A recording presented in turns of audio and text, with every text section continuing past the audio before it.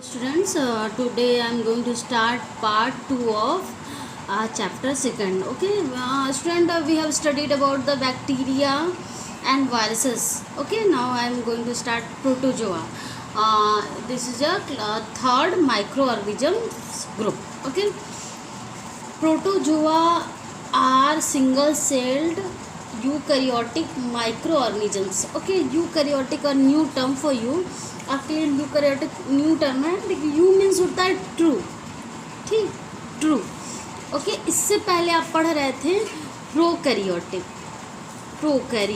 ना, प्रोकैरियोटिक किसके लिए पढ़ रहे थे? प्रोकैरियोटिक आप जो है बैक्टीरियल सेल के लिए पढ़ रहे थे. ठीक है, बैक्टीरिया के लिए. लेकिन आपका प्रोटोजोआ है यूकैरियोटिक माइक्रो ऑर्गेनिजम्स है. इसका मतलब इसके सेल ट्रू सेल है, जैसा सेल होना चाहिए एक डेवलप्ड सेल को जैसे होना चाहिए है उतना डेवलप्ड ये सेल है. इवन वह सिंगल सेल्ड है लेकिन ये डेवलप्ड सेल है. इस डेवलप्ड और यूकैरियोटिक मीन्स होता है न्यूक्लियस, यानी जिस क्रोमोसोम्स में जिस सेल में, ठीक है, ट्रू न्यूक्लियस होगा वो जो है यूकैरियोटिक यूकैरियोटिक सेल होगा. ठीक है, तो यूकैरियोटिक अभी आपको 9th में और अच्छे से क्लियर होगा. लेकिन यहाँ पर आप समझिए कि you means true, karyotic means nucleus.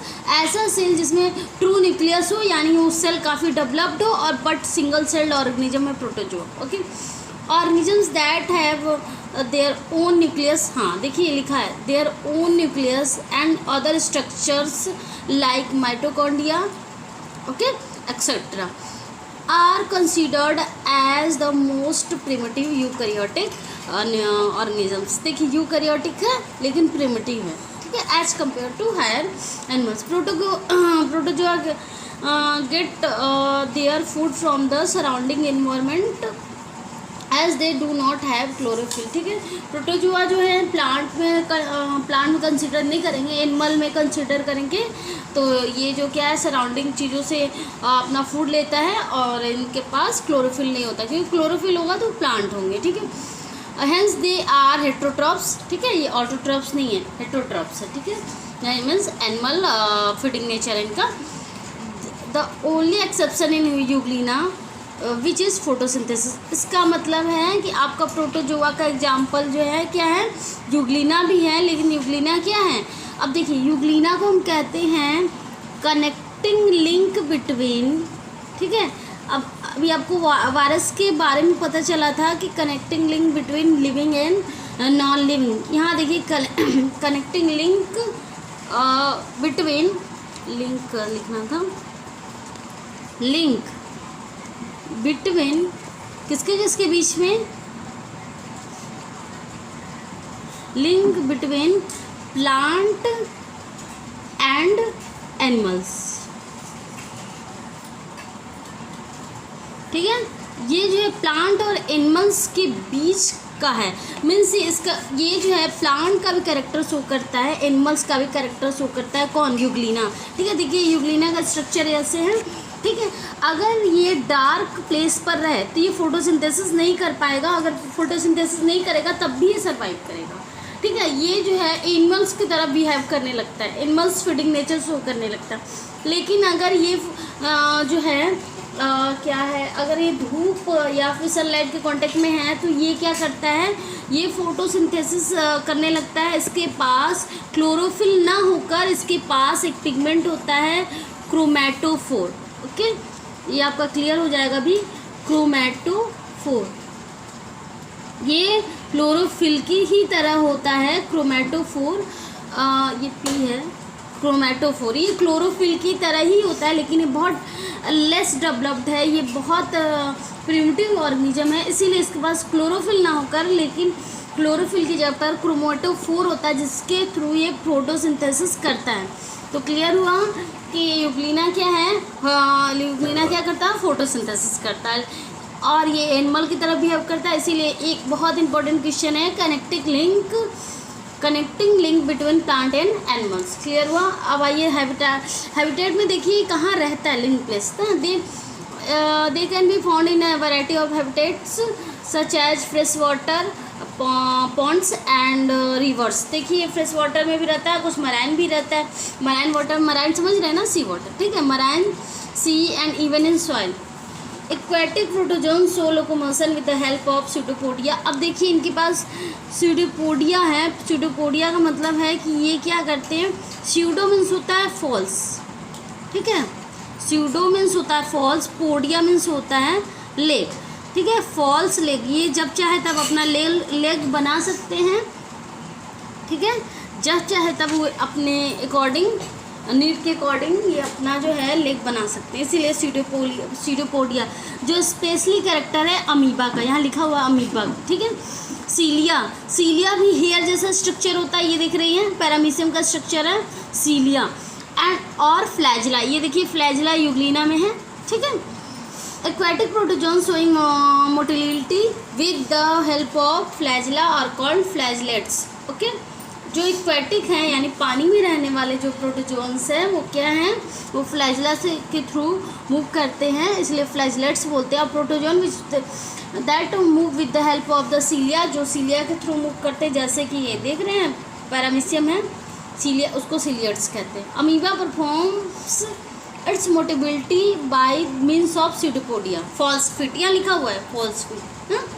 तो अमीबा में कैसे कौन सा लोकोमोशन है, मीन्स लोकोमोटरी ऑर्गन कौन सा है, स्यूडोपोडिया, ठीक है, यहाँ लिखा भी है स्यूडोपोडिया। क्लियर हो रहा है कि नहीं आपको, ठीक है। और यूग्लिना में क्या है, यूग्लिना प्लांट और ये यूग्लिना है, पैरामीशियम है, अमीबा, ये सब एग्जाम्पल है किसका, प्रोटोजोआ का। प्रोटोजोआ थोड़ा सा क्लियर हुआ आपको, वन सेल्ड ऑर्गेनिज्म है, डेवलप्ड है, यूकैरियोटिक है, लेकिन उतना डेवलप नहीं है, ठीक है।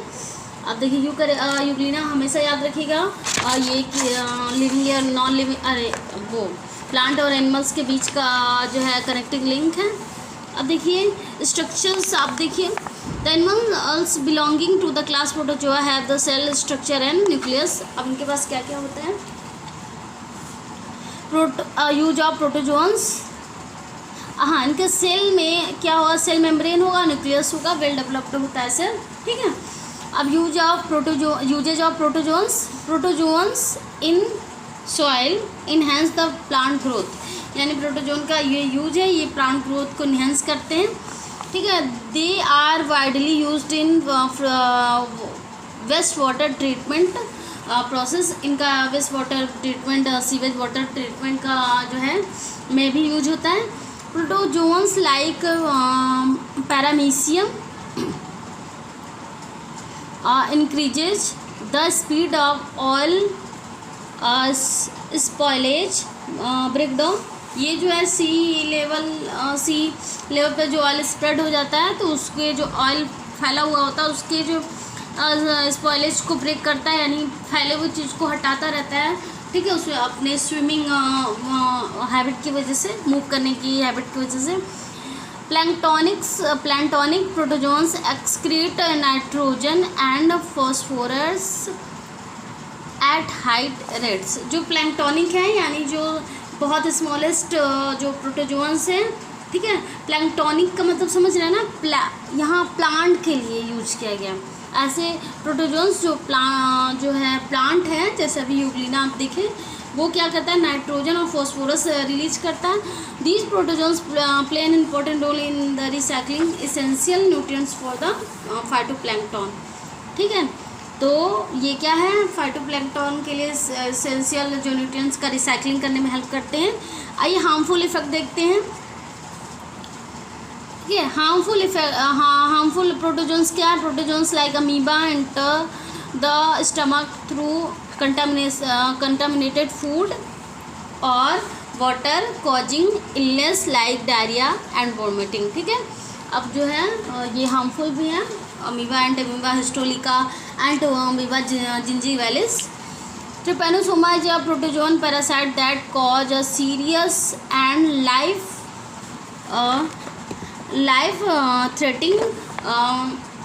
Threatening disease called sleeping sickness. देखिए एक ट्रिपेनोसोमा है जिससे ना स्लीपिंग सिकनेस एक डिजीज हो जाता है। ये ज़्यादातर वो साउथ अफ्रीका और अफ्रीकन कंट्रीज़ में काफ़ी जो कॉमन है, मतलब ये स्प्रेड होता है बहुत ज़्यादा उधर, तो इससे जो है स्लीपिंग सिकनेस होती है। अब देखिए सबसे इम्पोर्टेंट जो है प्लाज्मोडियम है, is the protozoan which cause malaria. ठीक है, तो प्रोटोजोन का ये देखिए ये मेंबर है प्लाज्मोडियम ऑल्सो, ट्रिपैनोसोमा ये हार्मफुल है, और अमीबा भी है, ये क्या है हार्मफुल है। ये याद रखिएगा कि प्लाज्मोडियम से कौन सी बीमारी हो रही है, मलेरिया। प्लाज्मोडियम को क्या है, प्लाज्मोडियम जो है प्रोटोजोआ है। Clear.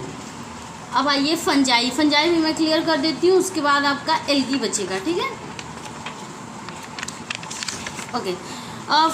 Fungi are the special type of microbes which are neither plant और नॉर एनिमल्स। ठीक है, फंजाई जो है नॉन क्लोरोफिलस प्लांट बोल सकते हैं, क्योंकि इसके पास क्लोरोफिल नहीं है, तो आप बोलेंगे मैम ये क्लोरोफिल नहीं है तो ये एनिमल है। ठीक है, तो इसीलिए यहाँ लिखा हुआ है which are neither plants nor animals.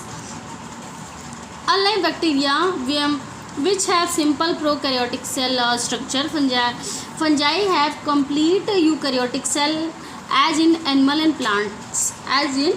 and plants।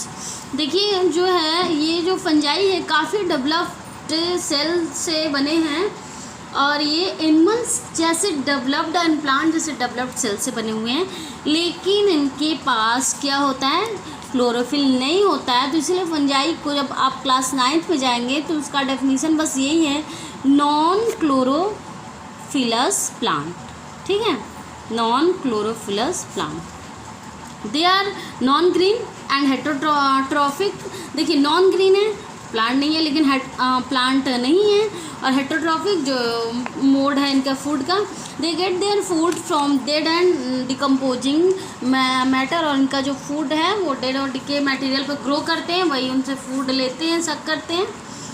They are non motile, ये मूव नहीं करते हैं, और meaning that they can not actively move around, और ये अच्छे से मूव नहीं कर पाएंगे, मतलब ये नॉन मूविंग मान सकते हैं, जैसे प्लांट की तरह। जैसे आप अपने दिमाग में बस जब फंजाई आपके दिमाग में आए तो आप मशरूम को याद कर सकते हैं, मशरूम है, और भी यीस्ट है, इस पाउडर मिलाकर आप जो है घर में फर्मेंटेशन की चीज़ें तैयार करते हैं। तो आइए habitat, fungi are found everywhere on the earth, यानी फंजाई हर जगह पाया जाता है। They grow prominently in dark and moist place, ये मोस्टली क्या है, डार्क और मॉइस्ट मीन्स नमी वाली जगह पर ग्रो करते हैं। अब ये अब देखिए साइज़ देखिए, दे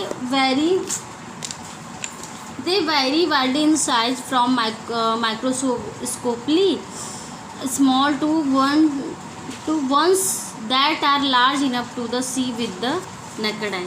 अब देखिए वो छोटे भी हो सकते हैं, बड़े भी हो सकते हैं। ठीक है, अब देखिए ये क्या है, पेनिस, इसका एग्जांपल देखिए, ये लिखा हुआ है कि they are more than the 1 lakhs different identify species of fungi, बहुत सारे स्पीसीज नोन है। अब देखिए इसका एग्जांपल पेनिसिलियम, देखिए बहुत इंपॉर्टेंट है ये एग्जांपल, इससे वैक्सीन्स बनाए जाते हैं।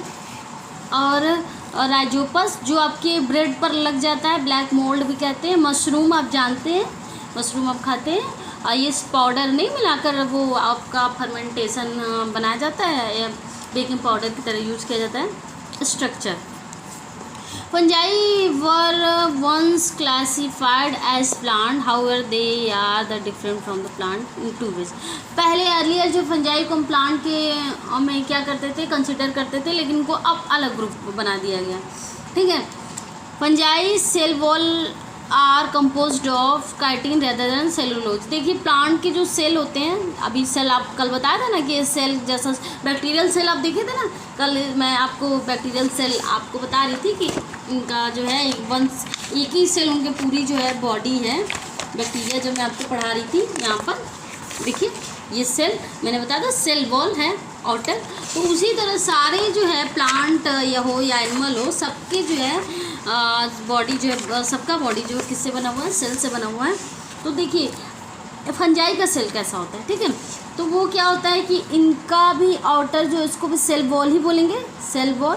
ठीक है, अब सेल वॉल जो है, प्लांट का सेल वॉल किससे बना हो, प्लांट का जो सेल वॉल है प्लांट सेल का, ठीक है। प्लांट सेल का जो सेल वॉल है, आउटर कवरिंग, वो किससे बना है? सेलुलोज से। किससे?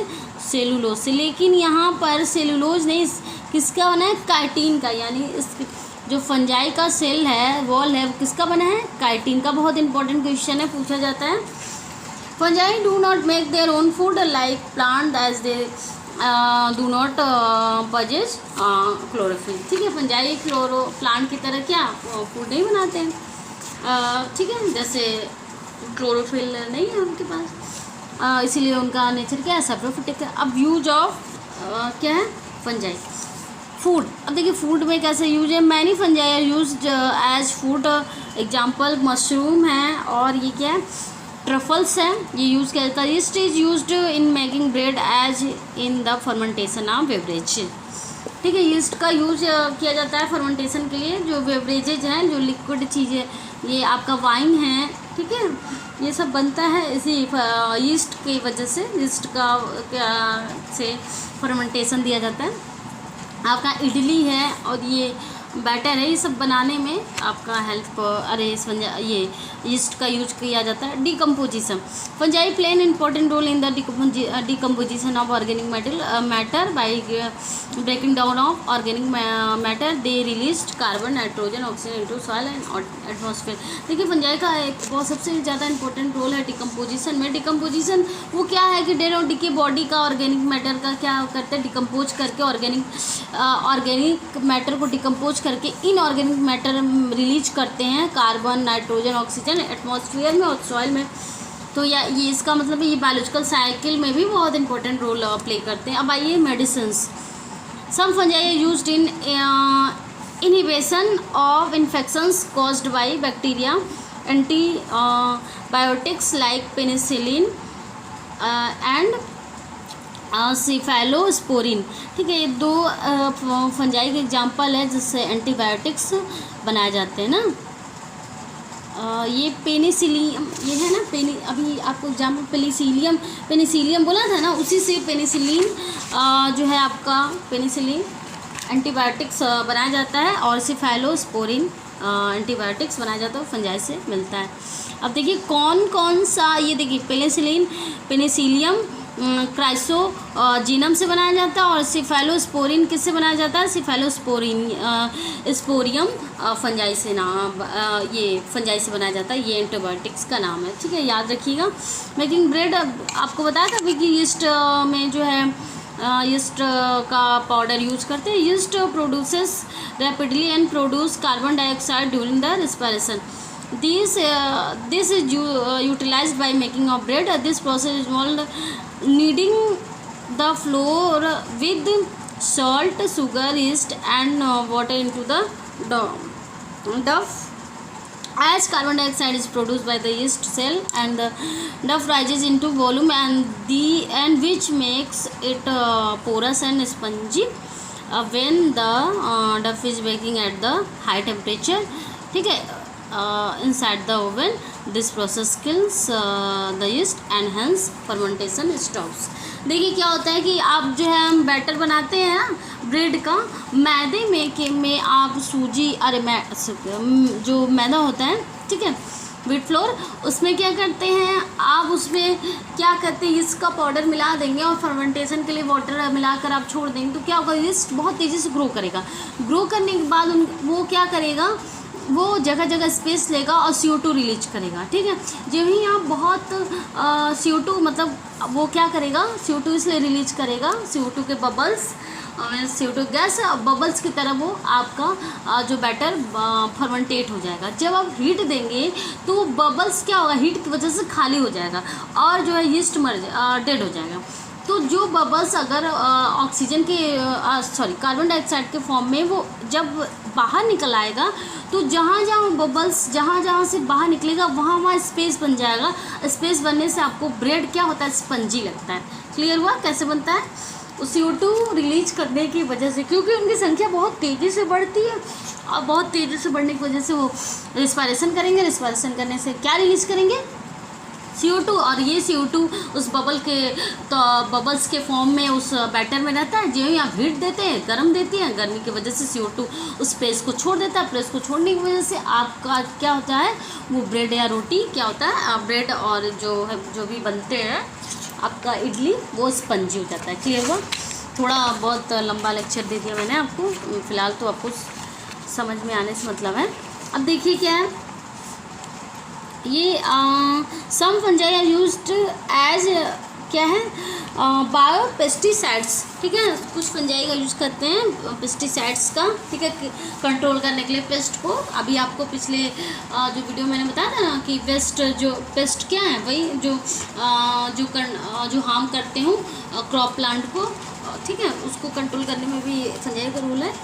Certain fungi like white rot degrades fertilisers, pesticides, coal tar etcetera and produce carbon dioxide water. ठीक है, कुछ जो है फंजाई इतनी चीज़ें प्रोड्यूस करते हैं। अब आइए फंजाई का हार्मफुल इफेक्ट देखते हैं।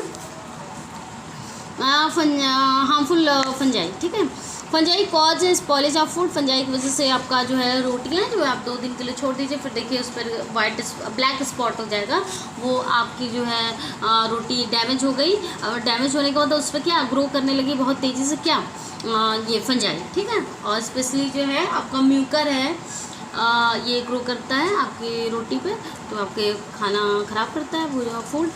Fungi cause various human disease. देखिए फंजाई बहुत सारे डिजीज़ भी ह्यूमन में, ये athlete food is a very common skin disease cause by the fungus. ठीक है, और रिंग वॉर्म जो होता है ना, वो भी आपका क्या फंगस से होता है। रिंग वॉर्म जानते हैं ना, और आपका जो डैंड्रफ है ना हेयर में, वो भी फंगस ही है। ठीक है, फंगस की स्पीसीज है। अब आइए जो लास्ट वन है एल्गी का ग्रुप। ठीक है, 4th वन मैंने कंप्लीट कर दिया। एल्गी टोटली प्लांट है। ठीक है, Algae are primitive and simple plants that prepare their food with the help of chlorophyll। इसका मतलब algae क्या है, प्लांट है, और प्लांट है तो क्या करेगा, फोटोसिंथेसिस करेगा। और जब फोटोसिंथेसिस करेगा तो इसके पास क्या होना चाहिए, इसके पास होना चाहिए क्लोरोफिल पिगमेंट, ग्रीन पिगमेंट। चलिए हैबिटेट देखा जाए। हैबिटेट का मतलब होता है living place. Algae are green aquatic plants found in puddles, यानी एल्गी क्या है, ग्रीन है, एक्वेटिक प्लांट है। ठीक है, यानी पानी में रहने वाला। Streams, ponds, oceans as bright green or rod layer on the surface of the water. Alga is, अब एल्गा को लैटिन वर्ड में सीविड्स कहते हैं। ठीक है, alga is a Latin word meaning the seaweeds. Algae में भी सिंगल सेल्ड, मल्टी सेलुलर और कॉलोनियल। देखिए एल्गी सिंगल सेल भी हो सकता है, मल्टी सेल्ड भी हो सकता है। इसी तरह मैंने आपको उसमें बताया था फंजाई में सिंगल सेल में अगर आप देखेंगे तो सिंगल सेल में आपका पेनिसिलियम है, यीस्ट है, लेकिन आप मल्टी सेलुलर देखेंगे तो आपका मशरूम तो आपको नेकेड आई से दिखाई देता है ना। तो उसी तरह यहाँ पर भी है, सिंगल सेल्ड भी है और मल्टी सेलुलर भी है। Fungi are autotrophic in nature, आपको पता है अपना फूड बनाते हैं। देखिए 2 वेज क्या लिखा है, on the basis of pigment they are classified on the 3 types. 3 types के हैं। ठीक है, फंजाई इनके पास 3 टाइप्स के पिगमेंट है, इसलिए 3 टाइप्स के। ग्रीन एल्गी, अब देखिए एक टाइप है green algae, contain only green pigment chlorophyll. ठीक है, ब्राउन एल्गी कंटेन्स, ठीक है, ब्राउन यहाँ है, brown algae contain brown pigment along with chlorophyll, यानी क्लोरोफिल के साथ उनके पास एक एक्स्ट्रा ब्राउन कलर का पिगमेंट होगा। Red algae contain red and blue pigment along with the chlorophyll, यानी क्लोरोफिल सबके पास होगा, उसके साथ अलग एक्स्ट्रा पिगमेंट होगा। देखिए अब रेड सी जो है ना, इस क्लोरोफिल के वजह से मीन्स क्या एल्गी की वजह से ही रेड सी का नाम जो है, क्योंकि रेड कलर का पिगमेंट रिलीज करते हैं। ठीक है, इसीलिए ओशिन का कलर जो है ग्रीन है। कहीं आप देखेंगे पॉन्ड टोटली ग्रीन दिखाई देंगे, कहीं ब्लूज ब्राउनिश दिखाई देंगे।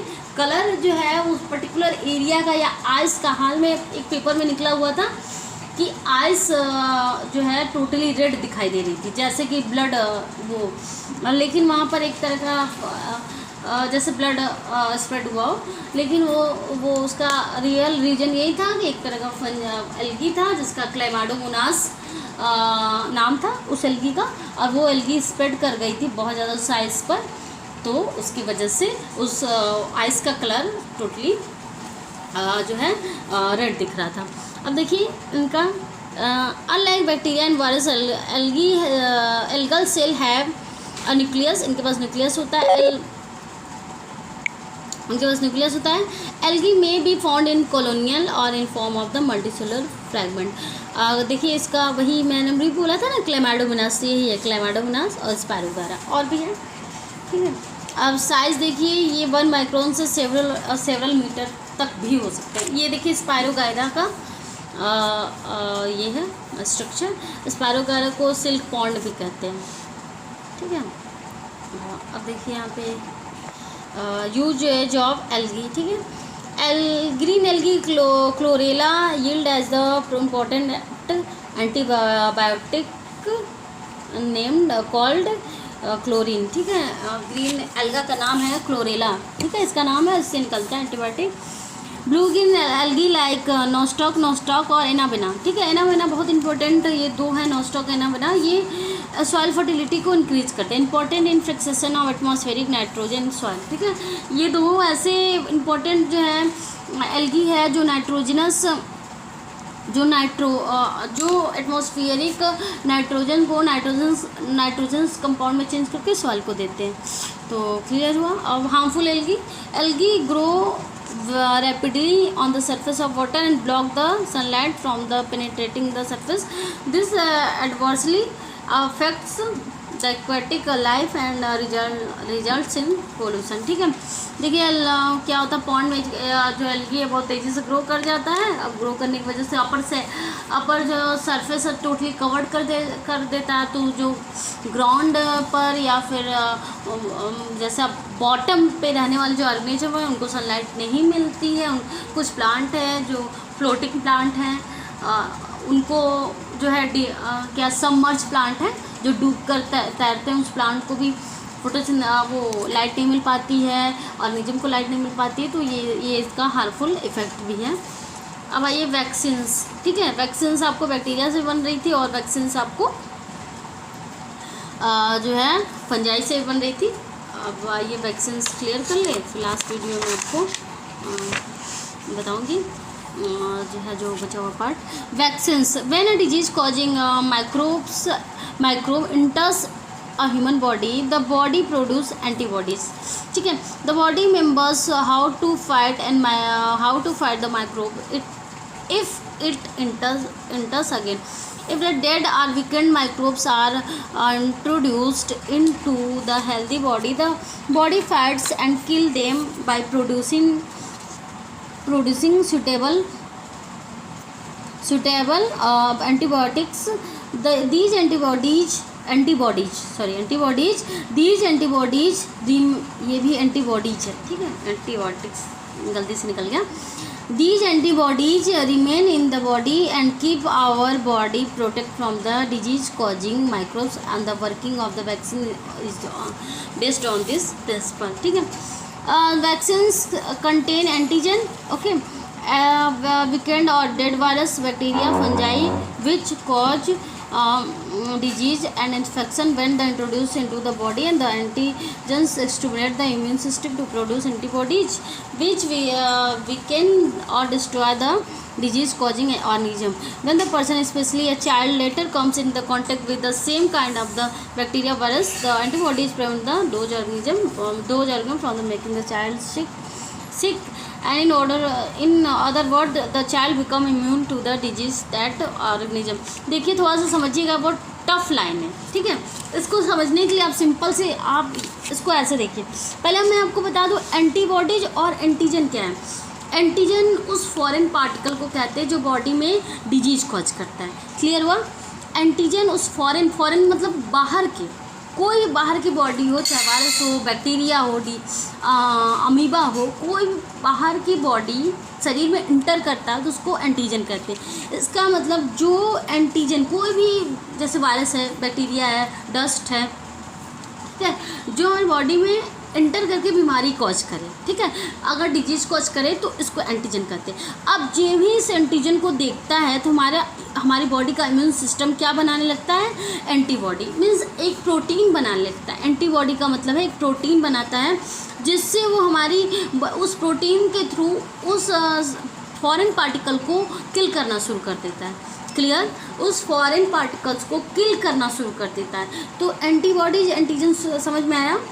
एंटीजन क्या है, बाहर के पार्टिकल्स जो बॉडी में एंटर करते हैं इन्फेक्शन के लिए। और एंटीबॉडी क्या है, एक प्रोटीन बनता है, हमारी बॉडी उसे एक प्रोटीन बनाना शुरू करती है ताकि उस प्रोटीन की हेल्प से वो क्या करे, उसको किल कर सके। बैक्टीरिया, जो ये बैक्टीरिया है, वायरस है, डस्ट पार्टिकल है, फंजाई, कुछ भी, ठीक है, जो आपकी बॉडी में फॉरेन है, बाहर से आए। ये दो चीज़ क्लियर हुआ।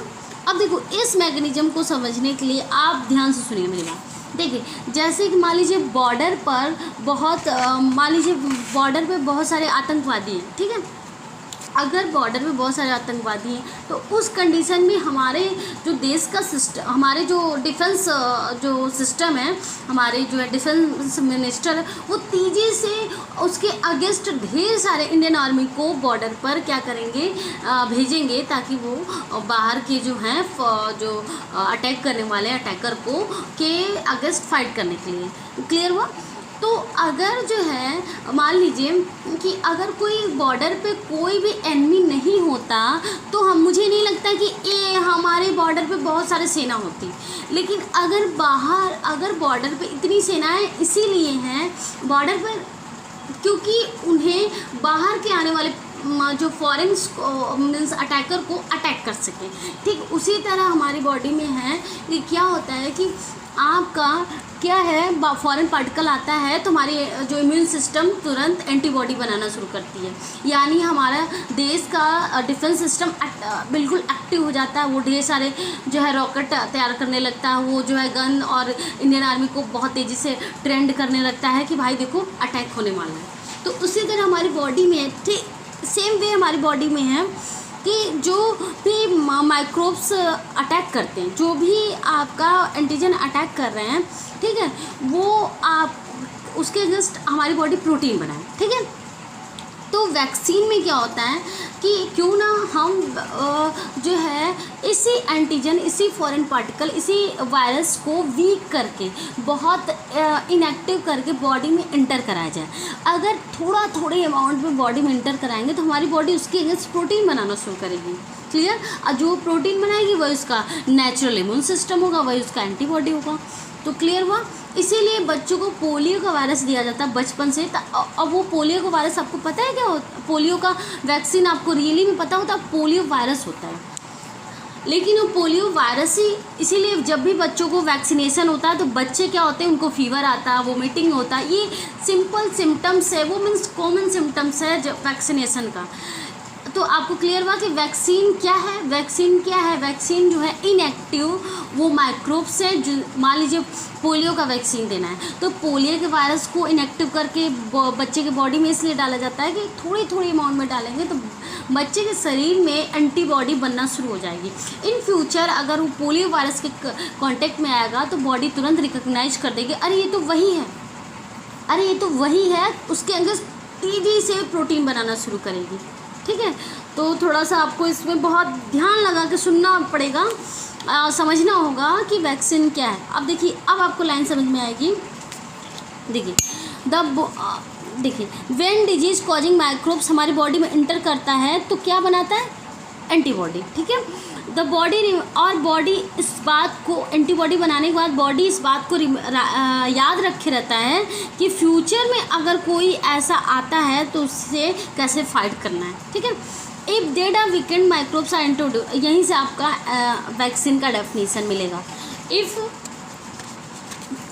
डेड, मरा हुआ, या weakened microbes introduce to the healthy body, किसी हेल्दी बॉडी में इंट्रोड्यूस किया जाए तो body fights and kill them by producing suitable antibody. Body उसको मारेगा और क्या बनाएगा, एंटीबॉडी।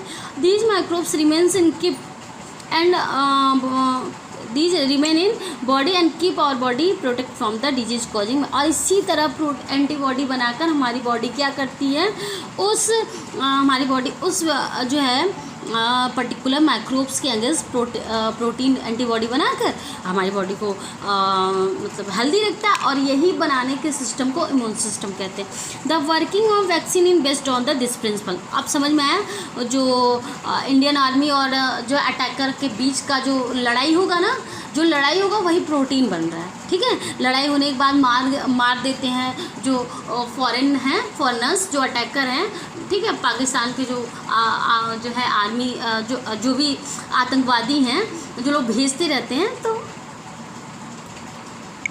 इस तरह के जो है आपका जो भी अटैकर हैं, तो उनसे बचाने का उनसे लड़ाई करना, उनको किल करना, ये इसका मतलब है कि बॉडी में उसी तरह फॉरेन पार्टिकल को मार गिराना और उस एंटीबॉडी बनाना, ठीक है। तो इसी को वैक्सीन कहते हैं, ठीक है। तो अब देखिए, वैक्सीन्स कंटेन एंटीजन, यानी वैक्सीन्स क्या है, वास्तव में क्या है, रियली में क्या है वैक्सीन।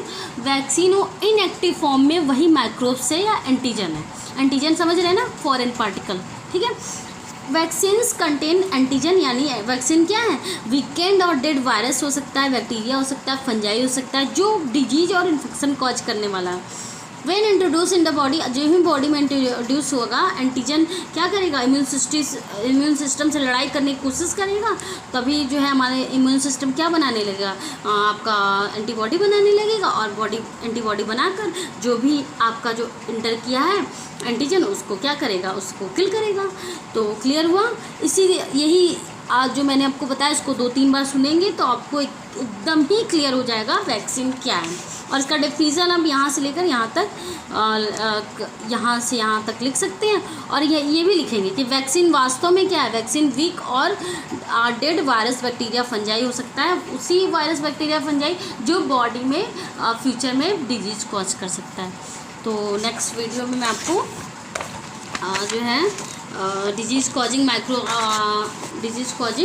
माइक्रो ऑर्गेनिजम्स का जो है आपको एक्सप्लेन करूँगी, और कि कौन कौन से बीमारी से कौन कौन से माइक्रोब से कौन कौन से डिजीज़ होती है। इसके लिए आपको फेयर कॉपी में क्या आपको लिखना, नोट करना पड़ेगा, कॉलम बनाना पड़ेगा और लर्न भी करना पड़ेगा।